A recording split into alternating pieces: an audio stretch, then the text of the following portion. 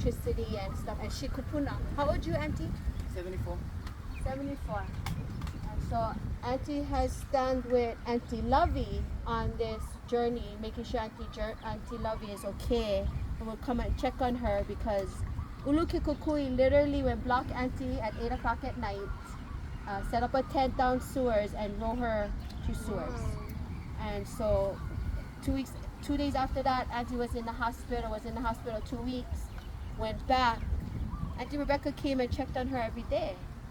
And then we got Auntie to Waimanalo, and she's so happy in Waimanalo. But you miss her. I miss her. Yeah. And where you stay now? Kauhale, Kamali. But you were also friends with Peaches. Yeah. And so I feel like Peaches' story is a story that we didn't share. So Auntie Peaches was houseless for 10 years plus. And when we was going sewers, we got to know Peaches. And when we moved to Uluke Kukui, she came with us, with Auntie Lovey, and within 2 months, about 2 months, Auntie Peaches passed away. Her cancer was so far gone that her being on the street, she wasn't taking care of her health. And as soon as we could get her into a safe environment and surrounded with the people she loved, she passed. And so for us, that's the story we want our elected officials to know, that you might see us going into buildings and moving Auntie Lovey them into these buildings, but there's a purpose. And that purpose would end up like we lost a kupuna in this. And if she was on the streets and left and she passed at sewers, we would never know that. There would not be a story we know. How many of them are passing on the streets that we don't know? I know I've been doing this from 2019. I've seen Auntie Bear come here to pass away. I saw Uncle Bobby come here to pass away. And so these are our kupunas. I don't know why they come to Pokaibe to live their last couple of days, but they do. And I personally have witnessed all of this. And so for anybody to come against kauhale or what we're trying to do for our homeless kupunas, I just don't understand. And then if you really want Hawaiian and you like give me back my land, and now the state is saying, oh, let's give you the land, and now you're like, oh no, we don't like take that land, I don't understand that too. And so that's what today was about. I feel like the community was getting wrong dialogue, which I don't understand because Pikachu is always videoing us and we're sending out our contents. We're not going after DHHL land. But yet, let me tell people that out of that 50 kupuna, maybe 5 is not Hawaiian. The rest of them is Hawaiian. Majority of them is 50% Hawaiian and more. So because they're homeless, but they're a beneficiary, but they don't qualify for these $350,000 houses, what happens to them? The other problem that is happening within the department is that the people who are leasees that have land are speaking for the waitlisters.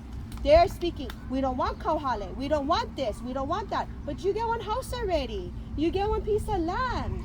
Go take care of your little homestead.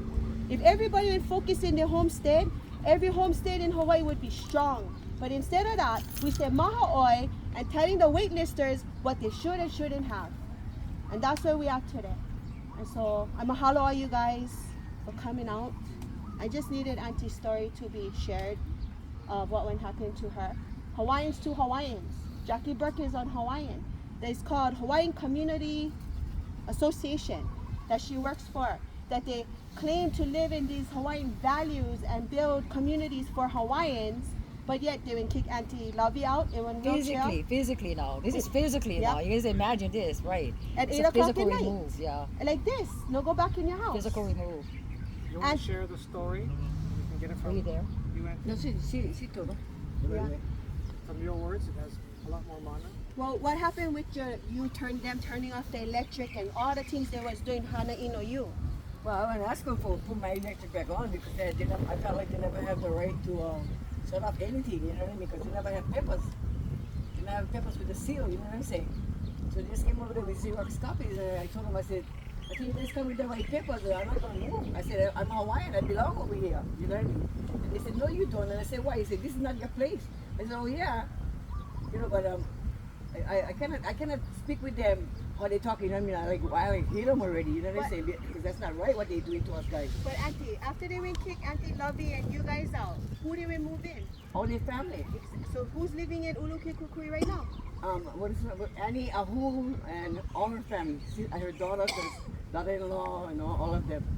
So The whole building. that's the story we need for people to understand what's happening at Ulukikukui. Is that they will kick out people like Auntie Lovey, they kick out people like Auntie Rebecca, literally turn off electricity, and then yet their own family moves in. Who's their own family? So Annie what she Ahun? said, Annie's Anila family. is a manager, resident manager. She's Anila not, Hudson. she's not a resident manager over there. There is Her daughter nobody to is. manage now. Her daughter is. She was kicked out of the one in Nanakuli Yeah, I because she know. stole money. I know. Anela is the property manager. Supposed to be. There's nobody to Supposed to be. manage. So who are you managing? Only your family that you guys all moved in. And this is Hawaiian homelands now. They physically remove these people, for real. I know. I was there. I get it firsthand from them. They call me up. And according to Auntie Lovey, the eviction notice when they sent to you, it wasn't real copies, right, with the steel. It was a Xerox copy. They tried to flabbergast you because you're supposed to have a certain Well, they notice. think, first of all, they think like because we're Hawaiian, they think we're dumb. You know what I'm saying? Yeah. So they just look at us as dumb and they try to treat us as dumb. You know what I mean? But I'm not dumb. You know what I mean? And I told Auntie, I said, Auntie, whatever you do, no open your door. But you know, somebody said, oh, Auntie, and she told us one of the neighbors over there when she didn't come out. Annie went over there, just moved Auntie forward on the chair, locked the door. She couldn't go in already. And So then what they doing Annie over would there now? physically carry Auntie off the chair and fell. And they still, the guys would help her up again. They put Auntie inside of bed. For 3 hours she stayed in the bed. Till 12 o'clock midnight, then they took her up, brought her down the sewers. And they went through her stuff, right, and raided her. They took all her belongings. stuff, all her stuff. What's going on over there right now? I don't know. So my Kuliana was Auntie Lovey. Once Auntie Lovey was at the hospital, Auntie Blanchard reached out to us, and all she said was, "Bring Lovey home to me." We took Auntie Lovey home to Waimanalo, and Auntie Lovey loves it. She is healing. She looks so good. You guys saw her that day, you know, and so and that like. If there is a formula working by Kanaka for Kanaka, Auntie Blanche, why are we opposing that in Waianae? Why are we saying, no, let's not take a Kupuna value or Kupuna teachings and implement that in the largest population of Native Hawaiians? It just does not make sense. And so at the end of the day, we're going to continue doing what we're going to do. We get too much Kupunas that is houseless or being mistreated out there.